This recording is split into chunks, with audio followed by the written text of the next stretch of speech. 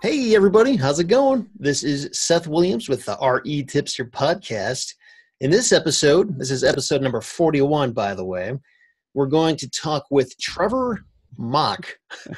Trevor is the CEO of a company called Carrot, which, according to Inc. magazine, is one of the fastest growing companies in the nation.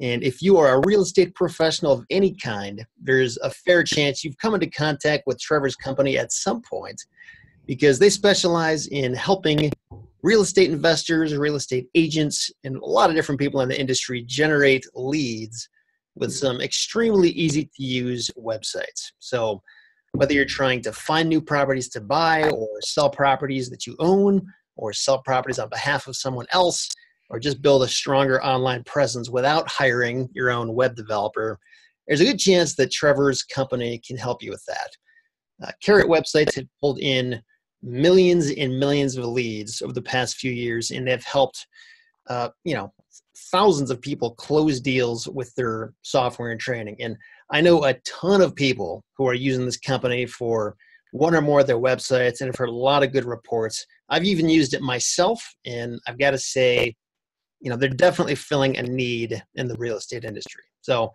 in this episode, we're going to talk with Trevor about ton of different aspects of managing your online presence, some of the mistakes people make with their websites, and what kinds of things make for a truly effective online platform. So with that, Trevor, welcome to the show. How are you doing? Seth, appreciate the invite, man. I'm pumped to be on here, dude. It's funny. I've been following you for years, and we finally had a chance to connect, this past year and a half, and man, I'm just really impressed with what you guys have done with the community you've built, but also here's some kudos I want to throw to you and everyone listening to this podcast with Seth. Keep on listening to Seth because number one, I've never seen you bend from what you believe. You deliver great content. You don't sacrifice on anything, on any of your morals or ethics, which I love. And the next thing, dude, you always have great content. So just keep following Seth, guys. You're in the right spot and share it up with people. Thank you, man. Thanks, Trevor. I appreciate that. Thank you very much for the kind words. Mm-hmm. So, if I didn't just cover it sufficiently enough, maybe in like 30 to 60 seconds or whatever, give us the quick overview of what Carrot is all about. Yep, for sure, man. So back when we started 2014, had a contractor friend of mine walk into my office, and he basically, it was actually right before Carrot started. This is 2013. He walked into my office and said, man, I've had a website online, but it's not really getting me leads. He set up one from GoDaddy or Wix or one of those places. And he said, it looks pretty, but it's not getting me leads. How to actually make it produce business for me. And I was kind of in a transition in my world at that time. We might go into that a little bit here later. But what hit me was, I'm like, man, that's not just an issue with him. That's a small business issue. That's we're in the age where that previous decade, 2002 through 2012, 13, it was like, just get online. That was all that everyone was told to do. Get online, easy, free, simple, cheap was your only requirements. Once everyone was online, everyone's like, shoot, I did what they said, but I'm not getting results. So at that time I said, man, the next decade is going to be all about performance. And so that's what we focused with Carrot is how do you not just get online? How do you make it to where if you're online, you stand out, you get in front of your ideal prospects, you convert them at a much higher rate than average, i.e. once they land on your website, they convert to a lead. And not only that, but you also close more deals with the leads that you get. Your lead to close ratio also increases when you do it right. So that's what we focus on, man, helping you attract online leads, usually through inbound, with amplifying it with paid, help you get better performance online. Okay, cool. Now, just curious, like your own personal life, like what was the story behind this company in 2014 or 2013, whenever you started thinking about doing this? Like, how did you, come into a place where you started and ran this kind of business? Dude, I was in a transition, man. I was, I don't know if anyone can relate on this or if you can relate to this, Seth, but I'd been doing some things before that business-wise that I had some levels of success. But what happened was, this would have been 2012, 2011, 2012. I remember vividly my first daughter, McKinley, she was born in 2010, and my office became her nursery. And so all of a sudden my office became the kitchen table for my previous online publishing and consulting company. And over the next year or two, man, I just kind of lost my way. I stopped enjoying my work. I really didn't see passion and purpose in what I was doing. The work that we were doing was good quality. Like, we were putting out really good work, but dude, I didn't want to wake up to do the work that I had created for myself in the morning. Like I would sleep in until 9:30, 10 o'clock. And I'm like, man, from the outside in, everyone probably thinks that I've got it made, and I do. I'm just not being grateful about it. And I make, a low 6-figure income. I've got an amazing wife, and at that time, an amazing, healthy daughter. Why am I not loving life? And it really went to, man, if I could just find work that fires me up, that has purpose, and do the work that is kind of my unique, the things I'm really good at, could be world class, but give me more energy when I'm done doing them than when I started. If I can figure out how to do that, then I think I'll be able to go towards, growing something amazing and really being happy and fulfilled. And so during that next 2 years, deeper possibly, but this opportunity really came to light in my mind. And that's when I saw the vision. I started to work with people, contractor who showed me, not just in the real estate world. And all of my history before that was all learning how to drive traffic, create content online, convert it and create businesses from that. And I worked with big business consulting side.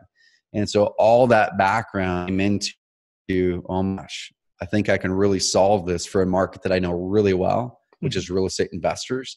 And if we can do it really well there and maybe become the best in the world at it, then maybe we can do the same thing for other industries. So it really came out of me running away from my previous business and seeing if I could build something that mattered, that was amazing. And then I had a lot of fun doing it. Yeah. Awesome. Yeah, how does that work? Like, did you have a lot of web development experience, or like, because you seem like, no, you don't seem like, I know you are like a marketing visionary. Like you're very good at it.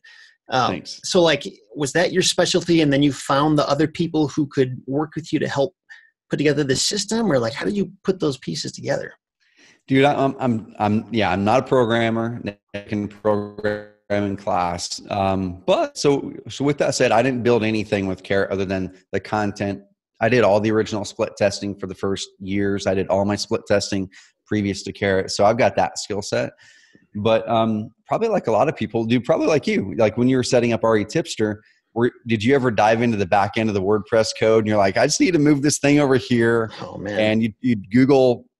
Yeah, I'm sure you probably did some of that. So that's the extent of my stuff, is me hacking through a WordPress theme going, how do I do this? And so I learned some basic stuff, enough to get me in trouble, but not enough to really do anything. But no, man, it was straight up recognizing after I had made that mental shift in 2011, 2012, and I'd be happy to dive into the specifics of that exact shift that led me to where I am today, because it's very specific things. But once I made that shift, I'm like, okay, I'm just going to focus on my unique abilities. Therefore, I can't be hacking at this stuff anymore. I need to lead the strategy. I'm going to bring in my unique genius, which is how to make things perform, and content and marketing strategy. And I need to bring in someone else who can put it all together. And that's when I found who is now my co-founder. Okay. Gotcha. And your co-founder, that was more like the technical end of things, or? Yep. Chris, he's the CTO at the company. He was there all the way from the beginning, man. He was hacking at the original versions. This takes you way back. When we were originally launching websites at Carrot, me and my younger brother, Kyle, we were manually building websites one by one. So someone would come through and join, and they'd purchase a 2-site package, and there'd be this little page in the back that would say, hey, your website elves are building your websites. It was the dumbest idea ever, but that's what it said. And so what that meant was we got an email, and me and Kyle were able to whittle this process down from about an hour to 30 minutes to 9 minutes, to where we could get a website set up. It was all manual, like on a reseller hosting account. We'd import and export XML files and all this stuff. We'd take it down to 9 minutes per site. So Chris came in, and one of the first things he did was rebuild the system and automate that part. And then from then on, it was just kind of, it grew into what you see today. Yeah.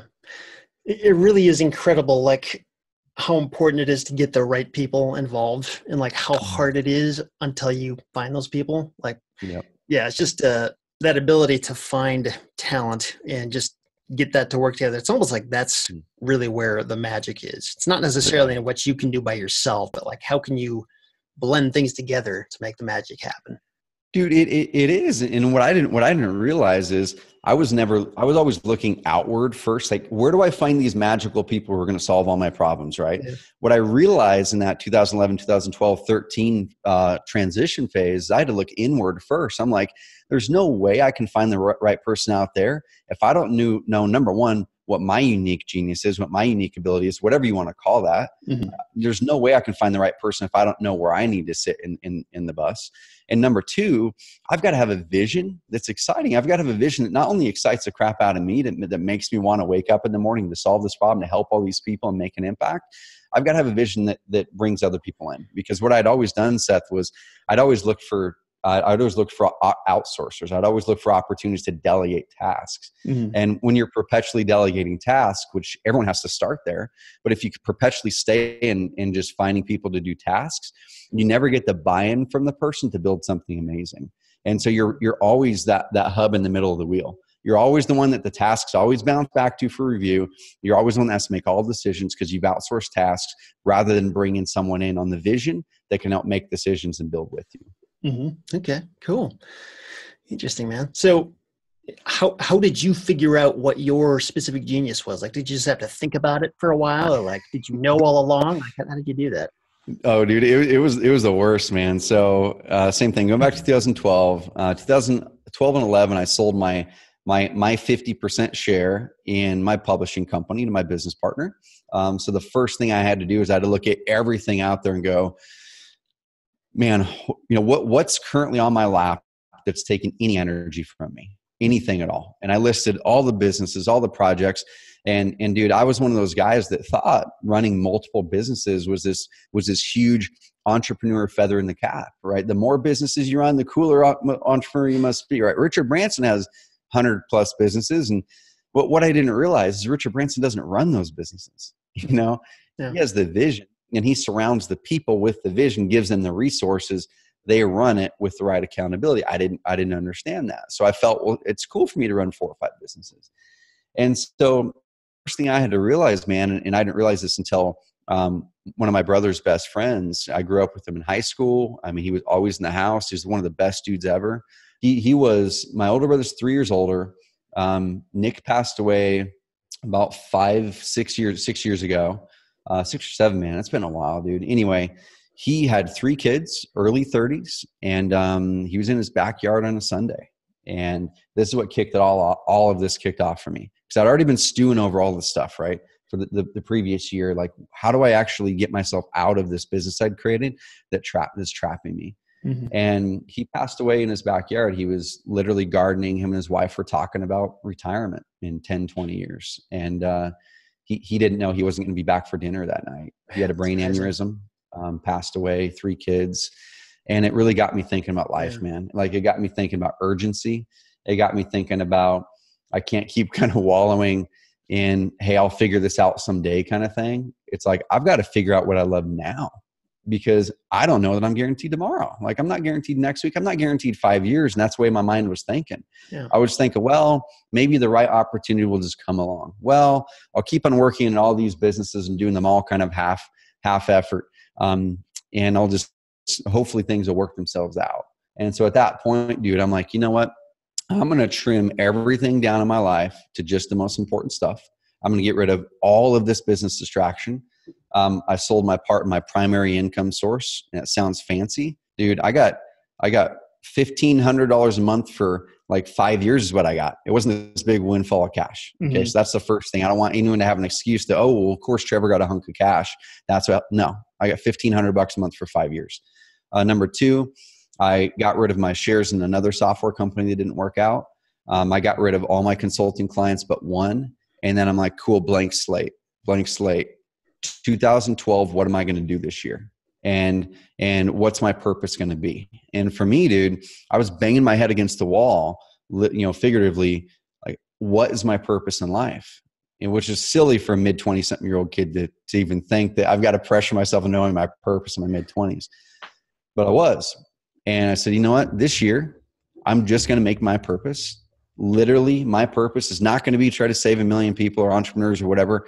I'm not going to do that. I'm just going to do my purpose of, at the end of this year, I want my purpose to be that I could confidently say I did the best I could possibly do at every part of my life. Be the best father, be the best husband, be the best boss, and be the best entrepreneur. And the only way I could do that is if I worked on one business. Mm-hmm. And so with that, now I'll finally answer your question about unique abilities, because that all has context before that. With that, I said, who's a person I look up to that seems from the outside to be running a business that seems like a dream to me? Find that example, that person. I said, is there any way I can access them? I happen to have a connection to them. I'd never joined a mastermind. I didn't have just a bunch of money to throw away for a $15,000 or $20,000 mastermind, but I did. I invested $15,000 in this mastermind. And it was the one and only year he's ever ran it. It was just perfect timing, I feel. And I had a chance to be around him. And that was one thing that he introduced me to, was unique abilities. And he introduced me to a program called Strategic Coach. And he's like, you need to go through Strategic Coach. And through Strategic Coach, that was part of their program, is you fly into Chicago. Every quarter, you dial in your quarter. And one of the first things they need you to do is they're like, you can't be an effective, inspired, and impactful entrepreneur if you're doing a bunch of things that drain your energy, if you're doing a bunch of things that aren't your unique contribution to your business or the world. And at that time, Seth, I don't know if you can relate, most of my income came from a couple activities. It came from making up marketing stuff and executing the marketing stuff, right? And maybe selling the contract. What I discovered was I love strategy. Dude, like I will blow into a boardroom, stuff all over the boardroom, ideas everywhere. I absolutely despise execution. Execution drains my energy like nothing else. And 90% of my workday was execution before. And so I invented a process called the energy audit. And the energy audit I use pretty much every quarter since then. And that changed my life, basically. And this is what it is. I want people to take out a piece of paper, because this will help you get closer to your unique genius. The things you should be working on is take a piece of paper, literally draw a line down the middle. This is a 15-minute per quarter process. 15-minute per quarter process. And it took me about 3 years to come up with a version of it that is just so impactful for me today and so many other people. You draw your line down the middle. On the left side, write give or gives energy, whatever you want to write. On the right side, write drains energy. Okay. And then what I want you to do is go through and now just do a brain dump in that left side. What do you currently do in life, business, whatever it is? So it could be in your work, life, because so many people, they compartmentalize the stuff I do in my work versus the stuff I do at home. It's like, it's all the same. If you do low energy activities at home and you bring it into the workday, you're going to have a low energy workday, and vice versa. So write all of the things that give you energy. And the definition of that is, when you're done doing the thing, you have more energy than when you started. Podcast, dude. Like, I love this stuff. Yeah. It gives me energy. I have more energy when I'm done. So write that list. And for me, it was just a handful of stuff. It was strategy. I love strategy. I'll talk strategy all day long with people. But then when it got to the point with a friend or a potential client where I had actually give them a proposal to do the work, I'm like, yeah, I'm probably not going to give a proposal. I don't have enough time to do that because I didn't want to do the work to execute it. And then it's like hanging out with my wife and kids, working out. I love inspiring. I love having inspiring conversations with entrepreneurs. I love figuring out how high performing people tick. It makes me happy. And then on the drains energy side, it was just the same thing. Now next, list all those things. What drains your energy? Now that process is pretty normal, right? Like, cool. That's a normal process. Brain dump gives energy, drains energy. You've probably seen exercises like this where it's like things you like, things you don't like, things that make you money, things that don't make you money. This right here is where it was magic to me. Is then next in the energy, in the gives energy column at the bottom of that, write what percentage of your current work week are you doing those activities? What percentage of your current work week are you doing those activities? Pick a round number. And then same thing on the drains, obviously should be the other end of that. To give you context, in 2012, 20% of my work week was energy giving activities. 80% was energy draining. And so my ratio looked like this, you know, for the bad side. And then this is where it gets magical. Is let's say you've got 6 or 7 things in the energy draining activity side of things. This is where it completely changed my life over the 3 or 4 year period and work Now it's 80 to 90% energy giving stuff. And this is when my business built fast. This is when, just so many amazing things happen, is take one or two of those energy draining activities, and that you want to get rid of the most, that you do every week, and write down how many hours per week each one of those takes up. Let's say one of them is 4 hours, one of them is 2. And you look at those and go, man, I can't stop doing those because that's where my income comes from, but they really drain my energy. So you write them down. That's 6 hours a week that you can regain. Okay. Next, I go to energy gives. If you had 6 extra hours, what could you add to your week now from the energy giving list that you're not doing or not doing enough? And I write that one, and then I circle that. I'm like, bam, I'm going to move that 6 hours over to this thing now. And if you do that every quarter, what happens is when I plan out my quarter or plan out my month, and if I'm in an energy funk or anything like that, I go, cool, those 2 things, that one thing that takes me 4 hours a week and it drains my energy, the other one takes me 2, the very first things I'm doing this quarter are delegating that, creating a process around it, delegating it, or giving myself permission to stop doing it. And if you do that, bam, eventually over a year, 2, 3 years, you start to shift it over, and you're working within your unique genius at that point. Follow your energy. Yeah. That's brilliant, man. I really appreciate you sharing that. I wasn't even expecting to get that little nugget of value out of this, but I'm glad you kind of explained the second half of that, because like when I think of the things that drain my energy, a lot of them are like inherently good things. I just don't like doing them, like taking showers, for example, or working out. I mean, things like that. You got to do that though. Yeah.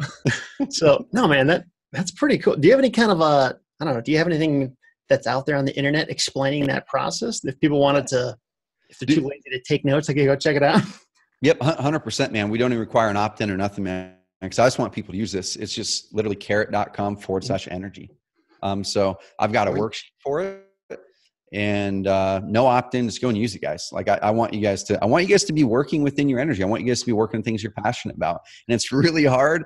It's crazy hard if we're working on things that we don't like to do. And like I said, and I'll finish this topic with this, is the one switch I had to make, the one switch, man, that I kept on getting stuck on, was that most of my income came from these things that drained my energy. So I had this like wrestle in my mind going, man, so if my income's coming from these things that technically aren't on the energy giving list, and the things in the energy giving list, I'm going, I can't even picture today how I would even do that in my business, because who would do all this stuff?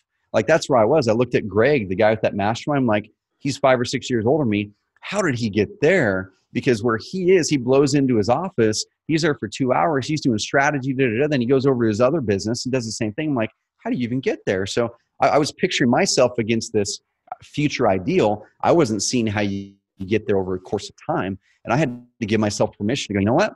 Yes, those things do make me money. And I have to decide, number one, is that what my business is going to be based around still? Okay, yeah, let's assume, yeah, that's what my business is going to be based around still. Cool. Number 2, I don't have to do those. And then number 3, give yourself permission to do things that give you energy, even if they don't make you money. Mm-hmm. Sometimes, especially if you don't they make you money. When we started the podcast, the Carrot Cast, I waited for years on that, because I'm like, I don't know how I'm going to make money with this thing. And then one day I did my energy audit. I had to get rid of long form writing. I'm pretty good at it. That's what built Carrot, dude. Mm-hmm. Long form blog posts. That's what built Carrot. Okay. Yeah. It's needed. It made us into a big business. We still do a ton of it. And I thought I had to do it, but I'm like, well, what if I just paid like one of the best writers in the world, who literally just left his job yesterday as the Shopify Plus editor-in-chief. That guy was my writer for 2 years. Mm-hmm. Before he went to Shopify Plus to be their editor-in-chief, Aaron Orndorff.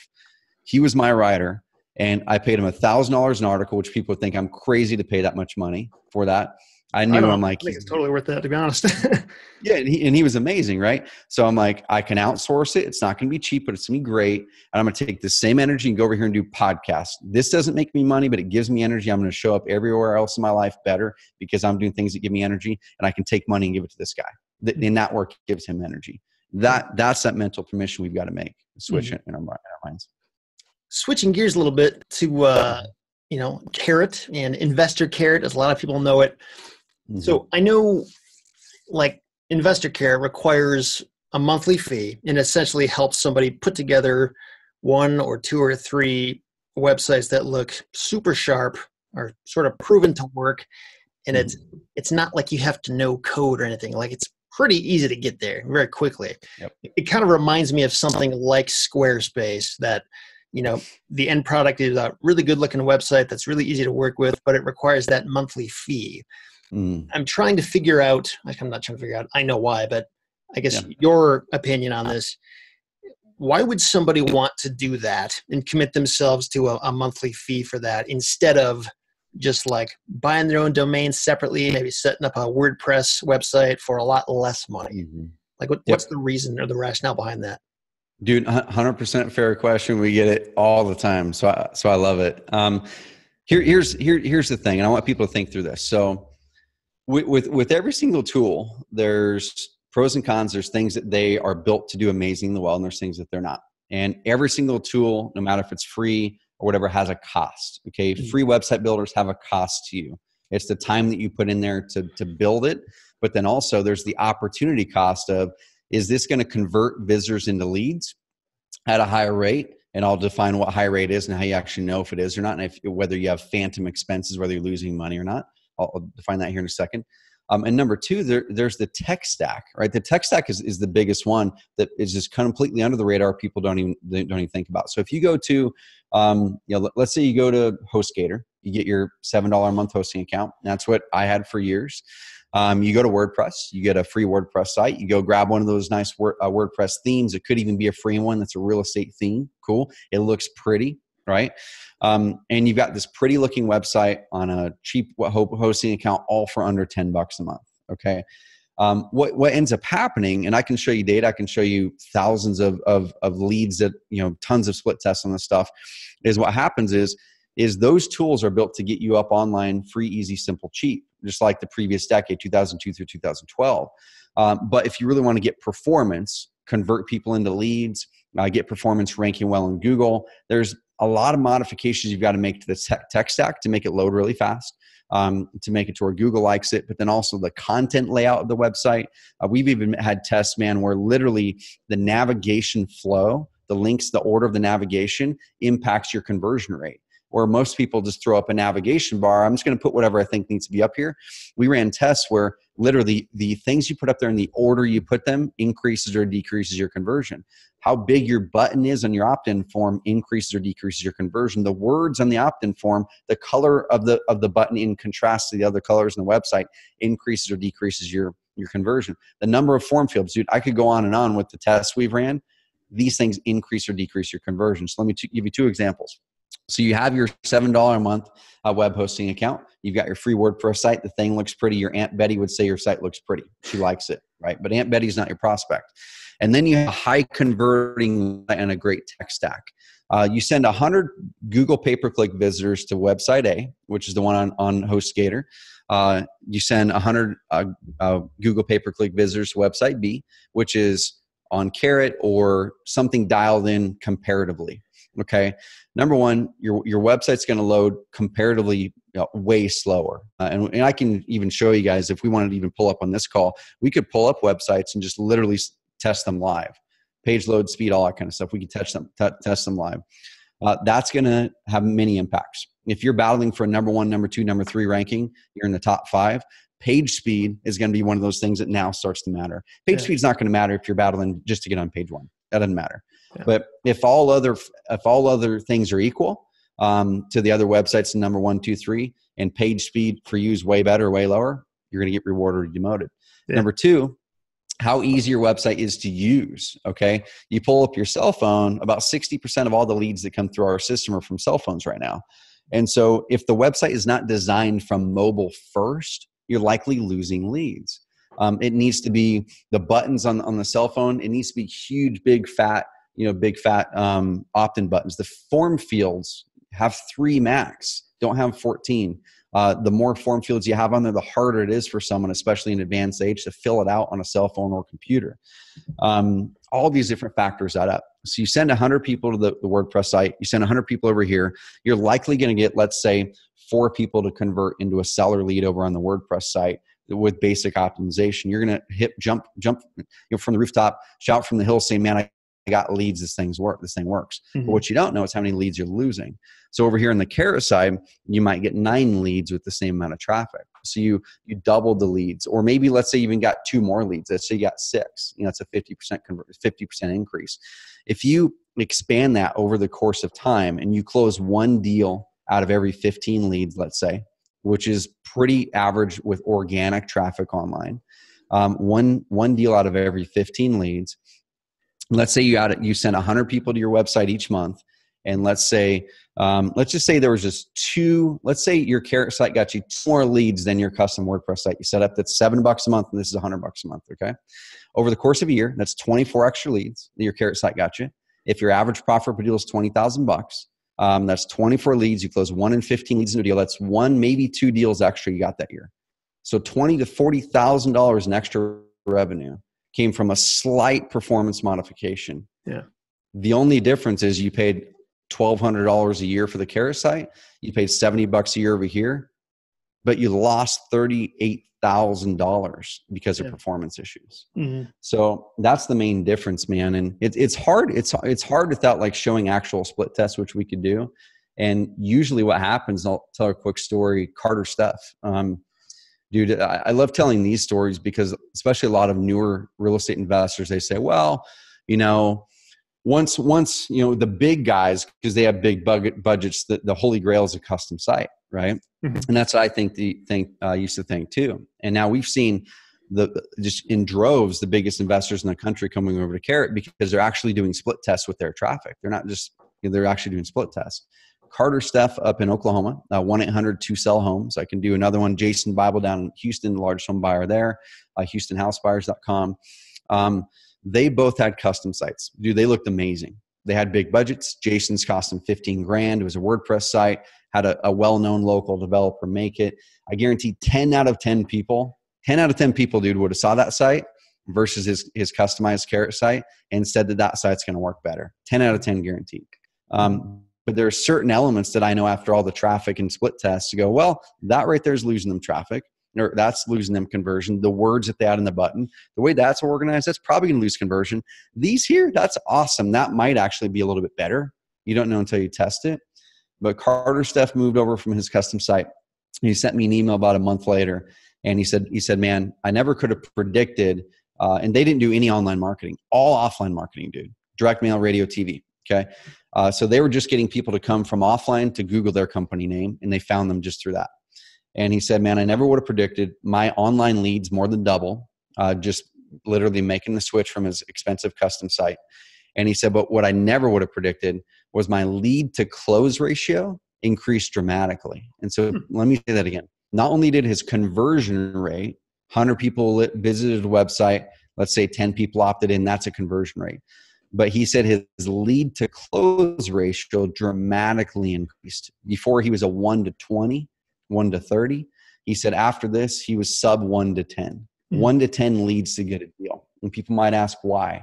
Well, it's the structure of the website. It's what you have on the website. It's, are you building that credibility picture in people's minds that when they're comparing, they've already opted into you and 4 other people's websites. Now they're comparing which one to actually work with. It depends the way your website's set up, the tech stack, the words on it, the flow, on which one they're actually going to choose. And for him, making that move made it convert way better. I'll finish up this last story, then I'll shut up, dude. Jason Bible in Houston, $40,000 a month in pay-per-click traffic. He ran it, custom site, his amazing one, his Carrot site, and then one of the other companies here in this industry. And he ran split tests to 3 sites. All of his traffic goes to Carrot because in that case, it wasn't a doubling. It was like a very small single-digit improvement. But when you're running 40,000 a month in pay-per-click traffic, that equals multiple 6 figures a year in income. So that's the biggie, man. Is I think all too often, I did this in the early ages as well. Is we look at expense as the money we're spending up front, and we forget about the expense, the phantom expenses that are actually coming out of our bank account every single month, and we just don't know it. And it's usually because of these performance levers we're not pulling. Yeah, absolutely. That's huge for somebody like me who, like I have a very hard time spending money, and it's kind of amazing how far I've come because on my website now on REtipster.com, I now have one little plugin. Literally all it does is it has a little bell icon in the upper navigation panel with a little number by it, so people know when the latest blog post has come out. And it actually does a lot more that you don't really see. But for that one plugin, I'm paying $1,000 a year for that.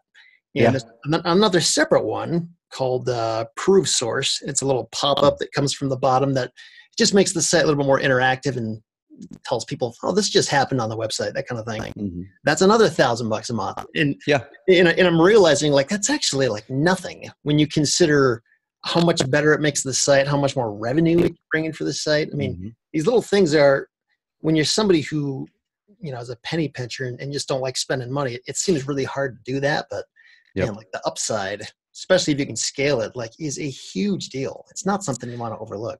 Dude, and the big thing too is, I mean, you could have totally went out there and hired a developer to build those things for you. You could have done that. And you probably would have got 80% of the way there. There might have been some features that maybe didn't get built out because of just they've been doing it for longer and they might have had some more data and whatever.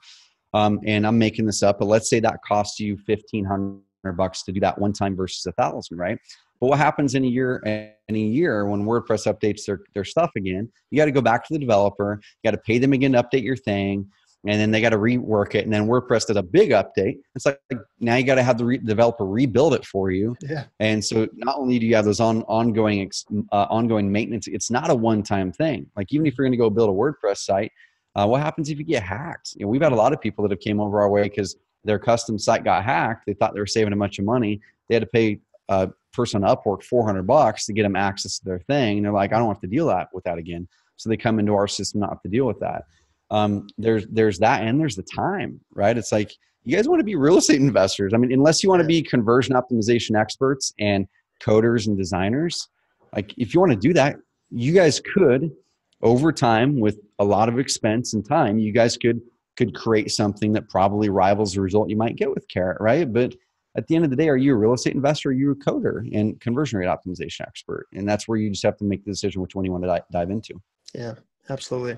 Yeah, and the time thing is huge. I've wasted, it makes me sick when I think how much time I've wasted in my life doing website stuff that I couldn't figure out on my own. Like it is crazy how out of control it can get. So there's definitely something to be said for your time. Now, I knew when I played around with your websites a few years ago, I remember having a very good impression of the system. It was super easy to set up, very plug and play in nature. That's kind of like a big piece of the value people are getting when they sign on with something like Investor Carrot. But I do know, of all the people I know out there that use your websites, I've heard a couple different drawbacks from people out there.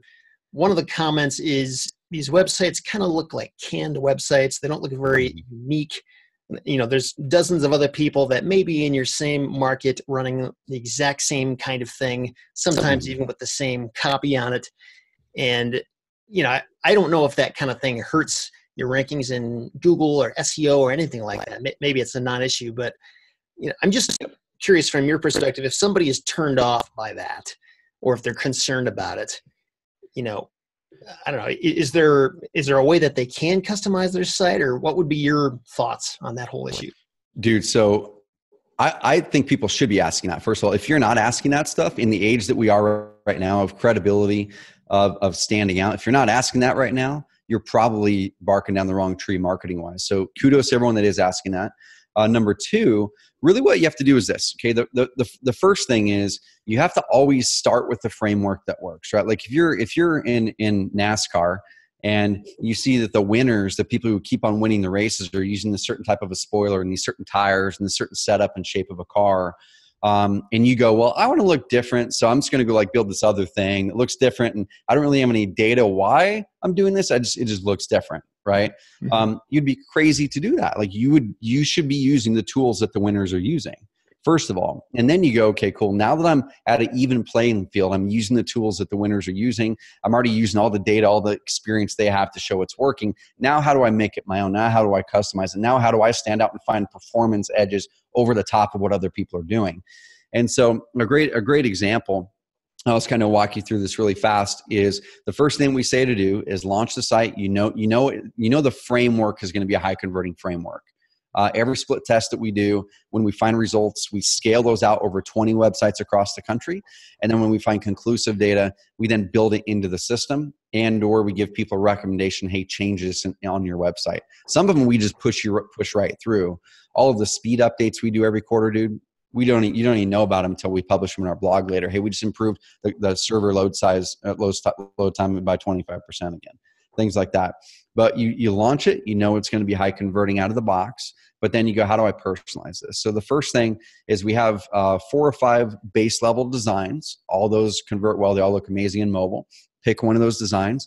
And what I like to do when we're working with our concierge level clients, so we have a concierge program where it's the highest level clients in the markets. They're like, we want to use Carrot, but we want it to look more different than others, right? Mm-hmm. The first thing we do is we go into their market, we do some Google searches, and we click all the results on page 1. And we go, okay, if there are other Carrot sites on here, which there likely are, what design are they using? And then we catalog it. Okay, cool. Which one's the least used in this market? Awesome, we're going to use that one. So that's a very first initial thing that you can change right away. Next, we go, okay, now let's personalize it with branding. With your colors, swap out all the photos so it's localized, go create a good about page and get your credibility on there. That's next. And I don't know if I'm able to show a couple screenshots, or I could send you some URLs. Yeah, sure. You'd look at these and go, man, these don't even look like Carrot sites. Mm-hmm. And then number 3 is if you're concerned about SEO, which a lot of our clients are, but some aren't. Like some just go, you know what? I'm just using this for pay-per-click, and I really don't care about SEO. Some people do. They just want to use it for the conversion. If you're concerned about SEO, then you need to go through and customize your content, right? And that's where I think a lot of people get stuck, is because our websites do have content on them when you launch them. It's kind of like catch-22 for us, where we're going, okay, how do we make it to where we know that this is perfect over here, 100% custom content. This over here is the worst, starting with no content, and then that person having to figure out what pages should I create and what writing, and how do I make it so the writing is good to convert and all that stuff. And what we've done is we're like, so how do we help you start in the middle, right? Where you launch it, all the pages are dialed in based on what's going to perform well. You can switch them up if you want to, though. And then number 2, you go, okay, now if I want to take it to that next level and crush it with SEO, either you or you hire a writer or have us do it. You go through there and rewrite the content for yourself. And that's going to help you get the rankings. Let me share. Yeah, I was actually going to say, if you want to send me, maybe after the call or something, a few URLs of those unique Carrot sites, I'd be happy to list them in the show notes for this episode. Yeah, for sure. This is just one I was looking at the other day. This was literally just wrapped up by the concierge team. So this is on our newer design. It's called the Hemlock design. Cool. It's for the advanced marketer plan. And by the way, to those who are listening to the podcast and not seeing this on YouTube, if you do go and see the YouTube video, you'll see the screen share that Trevor's showing me right now. So there we go. Yeah, get over to Seth's YouTube, y'all. Get over there. So that's one there. I'm not going to show these a long time. I'm just going to give first impressions, because I think what a lot of people think is they've literally got the picture of the default Carrot site in their mind, because probably like 60%, if not more, of people never change their design and don't update stuff hardly. And I don't look at that as an issue on them. We look at it internally as an issue on us. Like, how do we make it to where just more people change their stuff? How do we make it to where it's either so easy or it's done for them or something? Like, we can't solve it for everybody, but how do we make it to where there's a lot more who actually take the next step and just do it? Yeah. And so this right here is the largest home buyer in Louisville, Kentucky. He moved over to us, and amazing big form fields. You'll see Seth, like we were the first ones in the industry to really test the words on the buttons as extensively as we did. We probably did 20 or 30 variations of words, all the way from the normal submit to continue to get my cash offer, get my fair cash offer, get my fast cash offer. Any varying degrees of those. Click here, stupid, something like that. Yeah, I mean all of those, right? And this is just another level of, whether you guys are using WordPress or anything else, do these types of tests. We're doing them behind the scenes for our clients, but submit versus get my fair cash offer, in some respects, the get my fair cash offer versus just a general submit increased 30 to 50% in one case. This wasn't even on a Carrot site. It was a Carrot customer, but not on a Carrot site. It was his non-Carrot WordPress site, Gabriel Garcia in Miami. He hit me up and was like, hey, what are some ways I can make this site convert better? And literally, I'm like, there's probably a lot, but let's just do this, man. Just literally change the words from submit to get my fair cash offer, and we'll run the test for you and we'll see what we did. We published this blog post, screenshots of the split test. His results, 101% increase in conversion. That's double the leads, guys, by changing 5 words. Yeah. Changing 5 words. So anyway, here's a couple examples. And there's other ones that this one here, we didn't do the work. They actually did this work themselves. We didn't do any of that work. They're running a split test. It looks like it had some sort of weirdness on it. But this is all them, man. Yeah, I can tell. It does not look like any other investor carrot sites I've seen. I mean, the buttons maybe look slightly similar, but other than that, I mean, it's its own unique thing. And that's the thing, dude. It's like same thing. There's certain things that we're never going to change in our system. So if some people say, well, you know, the button is contrasting too much and I want my button to be blue in this case, we're like, well, we're not going to do that because our data overwhelmingly shows like we're always going to find the data for performance, because we know if we can help you get that margin of increase of performance, that's going to put a lot more money in your pocket. And what happens is people make a website, they send it over to their cousin Jenny, who's a graphic designer, and cousin Jenny comes back and says there's way too many words in that site, no one's going to read it. And we've tested long form copy versus short form copy many times. We've corroborated it with marketingexperiments.com, a third-party amazing source. And they have a video up there where it actually clearly says short copy converts better, except for this. Let me give you the caveat. And then people were referring me to that. They're like, hey, see, short copy converts better. Like, go watch 15 minutes into the video where he says, except for in big financial decisions in industries like real estate, medical, he said long copy performs better because people are making big financial decisions. When you're making big decisions around health or finance or anything like that, people want to dig into content, man. Like they're going to keep on digging until all their questions are answered, or most of them are, or they're comfortable. If you're just doing a free report, if you're just doing join my cash buyer list, cool. Landing page is going to work just great for you. Yeah, it's going to work straight for you. And something I was actually thinking about a little bit earlier when you were talking about the split testing you guys have done. I just wanted to, I don't know if you have any suggestions or if you know of any free or inexpensive resources out there that can help people do their own split testing. I know, like, for example, one website I know, it's been a while since I've used it, but it was pretty helpful when I did, called Hotjar, that you can do a free heat map just to see where people are clicking on your site and where they're going. There's another one, it's a free one called Pingdom, where you can test the load speed of your website. Anything else out there that you guys recommend or use? Yeah, so the website page speed tool that we tend to use now, Pingdom changed some things recently, is GT Metrics. Okay. It's kind of cool because you can compare stuff. As far as the split testing software, we personally use Visual Website Optimizer, but I believe sumo.com that I've got pulled up here, I believe that they have it. I don't remember if they're free now. They used to be free. But you know the best free split testing software, Seth? Dude, it's Google Experiments. It's inside of Google Analytics. As long as you have a free Google Analytics account, go do experiments inside of there. And they've made it way easier to use last year too, Google Experiments. So we use Google Experiments internally too. Cool, man. Oh, that's great to know. Thanks for sharing that. So trying to think of what have we not covered here yet. One thing I was asking about, I know something that people in my home niche are trying to do a lot these days is give people the ability to make payments on their website. Like you can just click a button and either pay rent for rental properties, or you can even make a deposit on a property or buy something outright in some cases. Does Investor Carrot have any way to collect payments through their sites? Anything like that? Man, we don't right now, and it's funny that actually came up this last week or two from a land investor. A land investor hit us up, and as you know better than I do, in that world, it's a lot of smaller transactions that people tend to pay online. So we don't, other than anything that, like PayPal as an example, if you can get a code from PayPal and put a buy button on there, all of that of course integrates with Carrot, but we don't currently have any systems where it's integrated directly with Carrot right to the processor. But as long as you can go to the other thing, get a code that creates a buy button, then that can happen through here for sure. Okay, cool.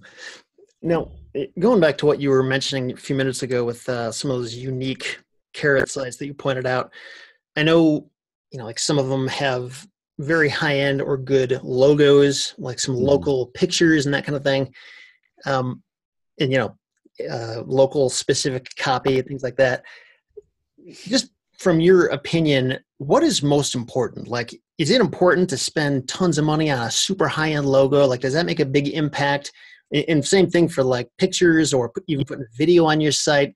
Like if somebody really wants to put their efforts into one or maybe even two elements of their site to really have the most impact, like what would that be in your opinion? Dude, so I'm going to share my screen again if you're cool with it, because I've got the site pulled up right now and it was a perfect one. So Luke was a guest on your podcast. Yeah, no, Luke. And this is a great example because his logo is not fancy, right? Mm-hmm. Literally, him and I were in my office. The very first version of his logo I made on Keynote.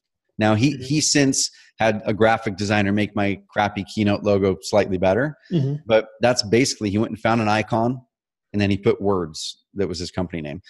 This website in the month of February, this website, I was flabbergasted because I hadn't really kept in touch a lot with Luke since he moved away from Roseburg.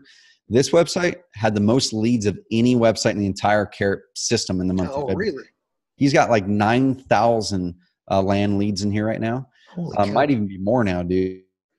And his logo is not amazing, right? So the big thing here that people have to look at is have something that's clean. I'll pull up another one here. So, by the way, that website we were just at is thefarmfinders.com. And yes, I'm sorry. I'll have links to that and everything else that Trevor has shown in the show. Cool. REtipster.com/41. Yeah, so the Farm Finders, and then I'm pulling up another one, and this one's in Tucson. We buy homes in Tucson.com. And same thing. It's a clean, clear, simple logo. He did find ways to tie in the cactus in a couple spots. But at the end of the day, kind of my qualification is as long as it's clean, as long as it's clear, it's not all pixelated, and as long as it's like just credible. It doesn't have to be complicated. If you look at some of the biggest companies in the world, or opendoor.com, right? Opendoor's it's just words. Like there's no icon on there. It's not anything fancy. Look at some of the biggest insurance.com. Okay, insurance.com, one of the biggest lead generation companies in the world. Crazy simple logo. You can keep on going down the line like that. Oftentimes their logos are just text, just stylized text. Keep it simple. Okay. Yep. Just out of your experience running this company now since 2014, like what do you think has been the hardest part about running this kind of business? Yeah, that's a good question. It probably changes week by week, but man, I think the hardest part is this, man. So this would have been year one, 2014. Our mission with the company was literally like I just want to focus on this one business here and see if we can build something that people want. Right? 2015, we're like, okay, people seem to want it. Can we be the best in the world at what we do in this niche? 2016 was like, okay, I think we're getting there. 2017 was like, okay, I think we're there in this industry. Now what next? Right? Like, what's the purpose? And so at that point, that's when I had to make the decision. Am I going to like build a real business and build a real team and actually commit to leadership and actually commit to not just working in the weeds, but leading people, and being okay with building this team as big as it will get? And not placing limiting beliefs myself on it. Because I was before, I'm like, I don't want any more than 10 employees when I started this thing. And then I wrote my 5-year vision in 2016. I'm like, we're probably going to cap out company wide at 30 someday. We're almost 30 right now. 2 years ahead of that vision. So that's the biggest challenge, man, has been number one, getting rid of my own limiting beliefs that are holding the company and the vision back. And number two, I had to make the conscious decision. It's got to be a conscious decision that either I'm going to dial this back and make it a lifestyle business, or I'm going to really push for purpose and impact. And I've got to get amazing at leadership and hiring people and building a team. Yeah. So that's difficult. It's like when you're building team members where we are now, once you get over 20, you have to build a leadership team, right? Because you become a bottleneck at 8 to 12, and then you figure out systems and processes to get you out of that. And then when it's close to 18, like, oh my gosh, I'm a bottleneck again. Therefore, I need to build leaders. And then that's where we are, where it's difficult because now I become a coach. I love coaching, but now it's less coaching customers, more coaching our team. Yeah. Yeah. I'll tell you, that's really what separates the men from the boys or the women from the girls, so to speak, in the business world is the ability to, I mean, anybody can be great at their thing, but I mean, to really make a huge lasting impact, like you just have to become a leader. You got to figure out how to delegate and how to give feedback and how to, bring people back on track. And I really struggle with it, honestly. Like it's a very, very difficult thing for me to get my arms around. And Yep. I don't think most of us are born just with the natural ability to do that. Like you really have to work at it. Oh, dude, I was 100% where you are. Like I grew up, my dad, he lost his job when I was probably in third grade. He was managing an equipment rental store. And we didn't have much money. My mom had started a wedding decorating company. It was like in our basement. And what I grew up with was these two small businesses. My parents worked their butts off nights, weekends.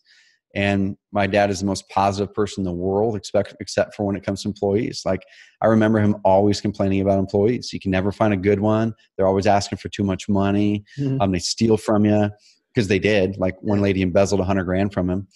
And so therefore I came in with that mindset. Man, I just want to be this lifestyle entrepreneur. I want to work on my kitchen table in my underwear, like the commercial says. And that's what I think is cool. And I'm not saying it's not, I'm just saying, I think that was a limiting belief I placed on myself based on my past experiences. And I needed to get around new examples with respect to that. Once I got around new examples that gave me another perspective, I'm like, oh my gosh, that actually seems way better than working by myself and being this cog in the wheel with a bunch of delegators. Because now, I mean, Brady, he's my videographer and digital guy. He can attest to that. I could probably walk away from this business right now for 3 months. The business would grow while I'm gone. Now, would there be certain things that would drop? For sure. Would there be some pinches on some people because I haven't gotten myself out of processes yet because I could keep on holding on to them and I shouldn't? Yeah, for sure. But this business could completely run and grow for 3 months. That's freedom. That's flexibility. I don't think it is when you're a solo entrepreneur, unless you have people that are leading things for you and they actually have decision-making ability. Yeah, absolutely, man. So do you have any 5-year plans for the company? Like, where do you think the future is going to take Carrot? Man, my 5-year plan when we started was I hope someday we can get it to 10 or 20 grand a month and make it a lifestyle business. And that plan, of course, shifted drastically. So what we're looking at doing, man, is it's interesting as you grow a company, right? The first milestone you try to hit is how do I get my back off against the wall financially? And you have some sort of number in your mind. Let's just say $4,000 a month. That's a pretty common one at start. And then it's $10,000 a month. It's a magical 6 figures, right? Those were there for me. Once you start to bring home over 100,000 a year, especially once you get close to $500,000, I don't spend money, dude. So I had to shift my purpose for growing this company. 3 years ago, when we started doing our annual planning, we would pick the number. What revenue did we did last year? What impact do we have? All that kind of stuff. What are we looking at do next year? Because you got to grow companies, right? That's what everyone thinks, especially when you join masterminds and stuff. Everyone thinks you have to grow all the time, which you do. You just don't have to grow financially unless there's a reason for it. So we would write the word why right after that financial goal for the next year. It's like, why does that number matter? Why does that customer number matter? Why does that revenue number actually matter? Or is it ego? Is it ego because I think it's cool to make an extra million? Is it ego that I want to hit 10 million next year? Or is there a real reason that should happen? Probably a little bit of both, honestly. Yeah. And so for us moving forward, to answer your question, we have fully flipped that switch to where we ask that question, we drill it, we talk with our team about, is there a reason we're going to keep pushing? Is there a reason we're going to keep growing? Is there a reason that fundamentally we believe we can impact the world in a way that, and this is, in this phase of life, this is what we're doing and why we're doing it. And right now, man, we're wanting to grow this company in a big way. In 5 years, I picture us being 15,000 active members or more. We're just shy of 6 right now. In 5 years, I picture us probably having a much larger employee base, a much bigger give program. We instituted our 1% give program last year, where 1% of our revenue goes to causes that amplify our core values. And our employees are the ones delivering the cash and volunteering at these causes. I picture us here in 5 years buying up some buildings downtown Roseburg and helping to revitalize rural Oregon a little bit more.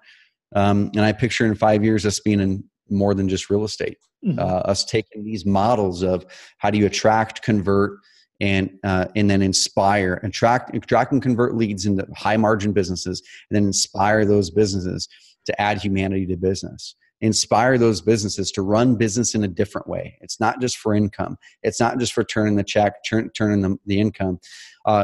Inspire businesses to know and recognize that seller that you're working with, that's a person, and you can completely make their day amazing, or you can make it terrible. You can completely leave them walking away from that transaction going, oh my gosh, that was the most amazing thing ever. And now they're going to be that butterfly effect moving forward for you, changing their family, their community.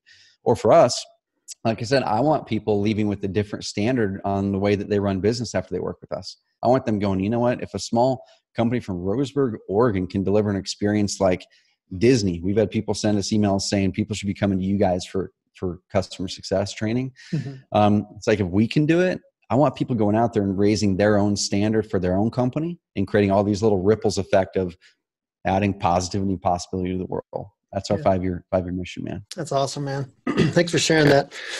Well, I know you got to jump off, Trevor. So I know if people want to learn anything more about Carrot and Investor Carrot and how all that stuff works, REtipster does have an affiliate relationship with these guys. You can go through our affiliate link if you want at retipster.com/Investor Carrot. You can also see an in-depth review that I did. It's been a couple of years now. You can see that at retipster.com/Investor Carrot review, in case you want to see how it works. Trevor, is there anything else people should take a look at if they want to get other options or take a look at what your company can do? Man, I'm sure there are. Our blog is probably the best. Our blog, carrot.com/blog. We have a lot of free information over there. And sure.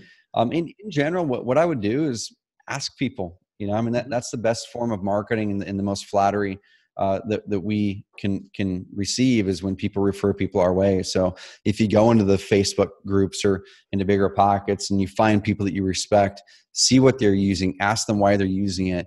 And if it happens to be Carrot, amazing, we'd love to work with you.